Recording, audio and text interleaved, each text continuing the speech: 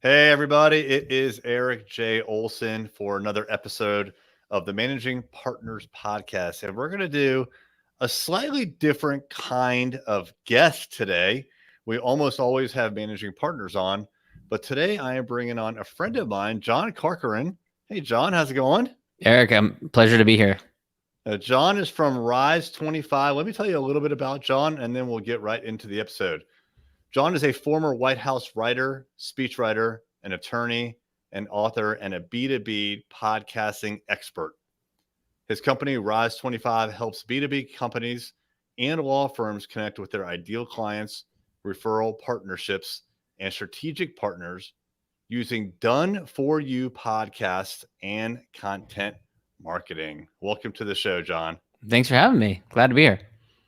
Yeah, I appreciate it, man. So tell us a little bit more about you and your company and the services you provide. Sure. Yeah. So I guess most pertinent for your audience is I practiced law for many years. I'm here in the San Francisco Bay Area, practice in the Bay Area. And about 11 years ago, I had a good client who came to me for a small matter. It was like writing a lease on a spare bedroom in his house. These days, you just put it on Airbnb, but back then you had to write a lease. And so I did. But then I researched him. It turns out he was a successful entrepreneur that had started businesses that had gone public. And I was like, I want this guy to be a regular client for me. And so I just asked on a whim if I could interview him. And that basically turned eventually into a podcast, which I've been doing for the last 11 years. And then for the last 3 or 4 years, we've been helping law firms, consultants, agencies, B2B companies to also start their own podcast, and they do it in a way that produces ROI, clients, and strategic partnerships and more referrals. Nice. So, out of all the clients that you work with, and I know you work with more than just law firms, but you do have a lot of law firms. What are some of the challenges that you help them solve? Well, there's a lot of different assumptions that go in, misconceptions that people have about the idea of doing a podcast, and we can address all the different ones. One is that it's going to take a lot of time and bandwidth, and that I don't have the time and bandwidth to do that. Now, everyone's strapped for time. The only reason I continue to do a podcast after so many years, even though I've got 4 young kids at home and plenty of things on my plate, is because I firmly believe that if you do it right, it would actually be more time consuming for me to not do a podcast than to do a podcast, because it is just an amazing tool for building relationships with people, connecting with people that you wouldn't otherwise get introductions to, deepening relationships, leading to referrals, all those different things. It's content marketing, it's SEO, it's professional development. And so I firmly believe that if you do it right, it saves you time. So that's probably the biggest one that a lot of, especially lawyers, would have as an objection. Gotcha. So, yeah, certainly time is always a consideration when it comes to lawyers and law firms billing by the 10th of the hour. They may Yeah. not want to take much time out of their day, if any, to do something like this. So, it would only be worthwhile if it generated cases, in my opinion. So, Yeah. how does a podcast actually help generate cases? Well, I mean, what are the alternatives? Most lawyers are doing other forms of business development in some way. Maybe you go to a chamber of commerce meeting or a bar association meeting or something, which you can still do, but you know how time consuming those things are. And a lot of times it's a complete waste of time. You got to drive across town in traffic. You end up at a chamber of commerce event, you end up stuck talking to someone that's not a good fit. It takes a bunch of time. You're missing time at home with your family. None of those are a good fit. Whereas with the podcast, as you know, it gives you license to reach out to only people that are going to be a good fit. And you can also use it as a tool to get introductions to other people. So you could interview your past clients. You can interview your past referral partners who've already referred business to you. You can interview leaders of industry. You can interview heads of associations or heads of conferences. And it's just an amazing tool for getting access and delivering value to those people, because you are giving them exposure, you're giving them publicity, you're sharing their thought leadership, their expertise in a way that makes them feel like $1,000,000. And then what I found when I was practicing law is then that materializes in the form of more referrals, more client engagements, more cases in the door.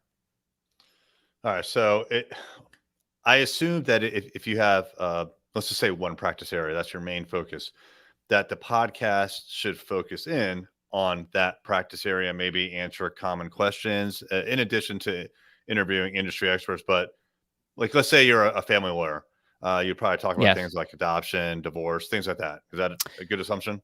Yeah, so that's one type of episode. One type of episode would be where you're showcasing your expertise and you're answering common questions, because lawyers are very guilty of this. You take calls all the time and you spend 30 minutes, 45 minutes on the phone with someone explaining all these different things, and they may become a client or they may not, right?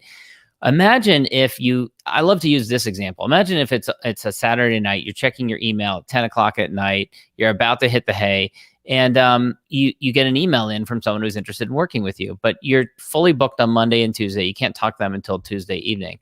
But in the meantime, you can say, here, go check out these past episodes that I did where I talk about these specific issues that you're concerned about. Well, that person will come in so much more warm to you than they would otherwise, and so much more understanding the way you think. It's just a lot better lead for you. So that's one type of episode. But in addition, you should also be using it to up-level your network, to deliver value with your referral partners, to get access to potential clients, but not just potential clients, also centers of influence and referral partners and strategic partners as well, and to establish that relationship and deepen that relationship. Gotcha. All right. We actually have a question from someone who is watching, Shannon J. Do you have any examples of direct referrals from your podcast? How did you accomplish that? Yeah. The example I like to give is I've gotten tons of direct referrals from my podcast where I literally interview people, and then afterwards I'll say, hey, I'm looking to interview this kind of person. You know lots of this kinds of person, and who do you think would be a good fit? It's literally as simple as that. The other thing is it makes you more referable, which I think a lot of people don't realize. So for example, I just interviewed someone for my podcast just a couple of hours ago. And afterwards I was like, I interviewed this other guy on my podcast a couple of months ago who's a great fit. You two would totally get along.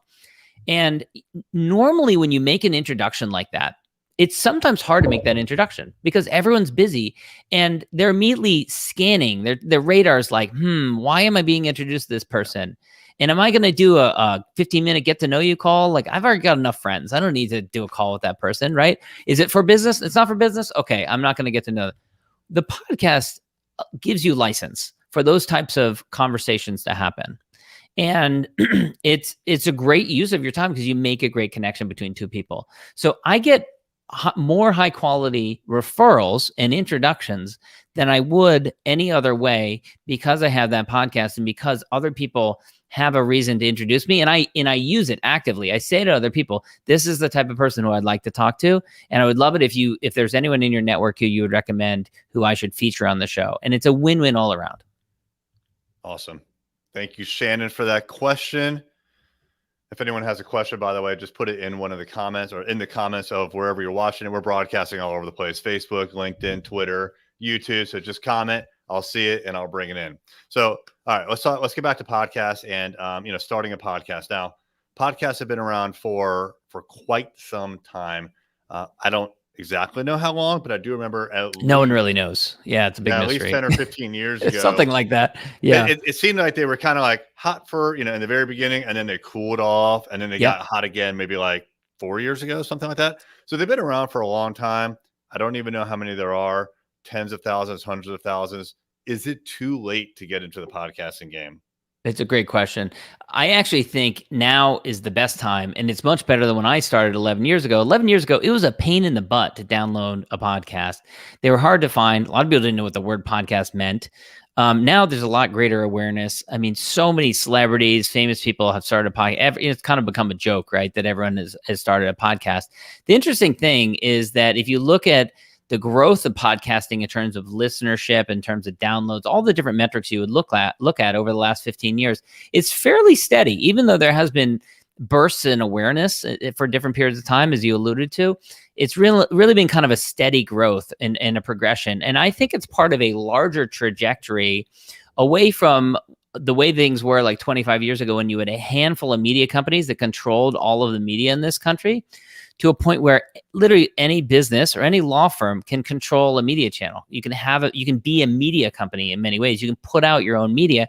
And what's really cool about a podcast is you control it. You're not renting land on someone else's real estate. and you can push it out on different channels. So just like you're doing here today, you can push it out on multiple different channels, and you still own that. You still control it. And so that's really kind of a critical piece. So I think today is a great time to start. More and more car makers are putting podcast apps directly into the entertainment system. Whereas like 11 years ago, it was like, you got to find the iPod, you got to find the right device, you got to download it to your laptop, then you connect up the thing, then you just transfer it over to the iPod, and then you go out and you forgot your headphones. It was such a pain to listen to. Now you got streaming, you got Spotify, you got all these different places where podcasts are much more available and accessible. So because of that increased awareness, I think it's a better time to start now. That's funny about the trying to play it in the car. I remember when the cars first came out with like the actual adapters for like individual kinds of phones, and then they stopped doing that. They got real smart real quick because those adapters changed all the time. Oh yeah, I mean, I before even CDs, it was tape decks, and I remember like a tape device you could put into the tape player that had a wire sticking out of it that then you could plug into like an iPod, and you could play that through your sound system. But it was so clunky. And now there's a lot more Bluetooth in cars, and it's a lot easier to listen to podcasts. So one of the things I was thinking about when I started a podcast, so we have two podcasts. Our first one started about 2.5 years ago, and I was really concerned about time. And certainly in the beginning, it did take me a little bit of time to kind of figure it all out. And we figured it out in-house, but there's a lot of moving parts to it. And that's one of the things that I get asked about as a podcaster myself. Doesn't that take a lot of your time? Like, how do you get any work done during the day if you're podcasting all the time? Now, I have a way of doing it, but what do you think is a good way for people to make sure that they can get the podcast done without killing their entire day and having to hire 2 or 3 people to take care of this? Yeah, I mean, the funny thing is, you have to look at it as kind of like a Swiss Army knife. It's a tool that's doing multiple things at once. So your time is more efficient because you're creating content, which everyone knows the internet, today's modern internet, depends on content. You're doing professional development and you're learning. You'll get tremendous insights from talking to smart people. You're doing business development. You will generate referrals from it. You might get a client out of it. It's up-leveling your network. It's all these many different things at once. And so in many ways, it substitutes for other things you might do, like having to go off to a conference or having to go off to a Chamber of Commerce event like I talked about there earlier. So it actually saves you time in these other ways. The other thing is you shouldn't be handling any other details around it. You should have someone else who handles those details for you. Especially if you're an attorney and you're listening to this and you can bill a high amount per hour, your time is too valuable. So what you should optimize for is having great high-level conversations with high-quality people and getting introductions to other high-caliber, high-quality people who could be guests on the show, who could also have some kind of strategic relationship to your practice. That's the most important thing. You should focus on those pieces, and then all the rest should be handled by someone else. I completely agree. And what's really nice about the system that I set up is it's exactly what you just said, which is I focus on inviting guests on and then having these kinds of conversations, and then someone else takes it from there. Now, it took me a long time to get that process in place, but now that it's in place, I just have to focus on creating the content and finding people like you to invite on. But if I had to do all that myself, I would have stopped a long time ago. And, there's this phrase called pod fading, where people start off with the bang and then they miss a week or two, and before you know it, like they're just done. They fade away. Yep, it happens all the time. Yeah, it makes me sad because I meet a lot of people that really enjoy doing it, but because of a couple of major strategic missteps, they end up stop doing it, even if they enjoyed doing it. And it also deprives them of wonderful relationships. I mean, I've literally been to people's weddings who I connected with through podcasting, wonderful relationships. And so kind of our mission as a company is much larger than the work that we do as, serving clients. We can only serve so many clients, but I love coming on to podcasts and creating media like this and just kind of being an evangelist for the medium because of all the tremendous benefits that have flowed to my life and helping others to figure out how to do it in a way that you have and I have, that they see that it actually saves them time, that it gets them amazing relationships. And it's something that will yield wonderful benefits to your life far beyond, getting clients. You'll get clients out of it, you get referrals out of it, but you'll also get wonderful benefits to your life. Fantastic. We have another question here from the audience from Eric Thomas. What is the biggest mistake people make when starting a podcast? Great question, Eric. God, how do I start on one thing? I think one big mistake people make is they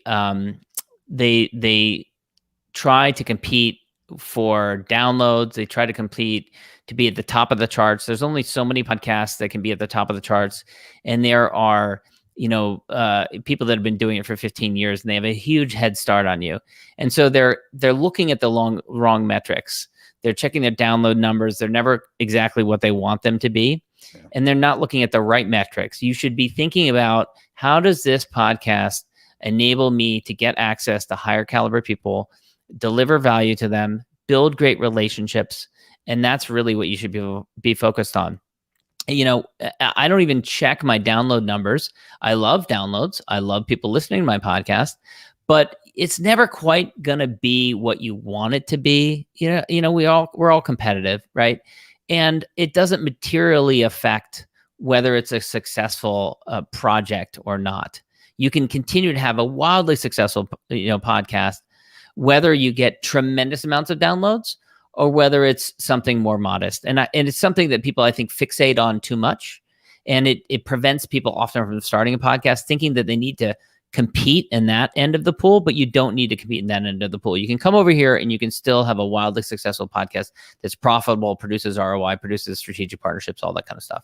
Yeah, I totally agree. I did the same thing. I would check my download numbers almost daily the first couple of weeks, and then I started to not care quite as much. We were getting downloads; it was great, but I realized I wasn't actually doing it for that. I was doing it because I felt like I had information that I wanted to get out to the public, and I wanted to make these connections. And if people listened, fantastic. But if they didn't listen, I was going to continue to do it anyways, because I knew it was going to take time to build up, and these things do take time. So I would recommend to anyone who's thinking about starting a podcast that, at least in my opinion, you really need to commit to just doing it and continuing to do it, which means that you need to take a lot of the heavy lifting off of your plate.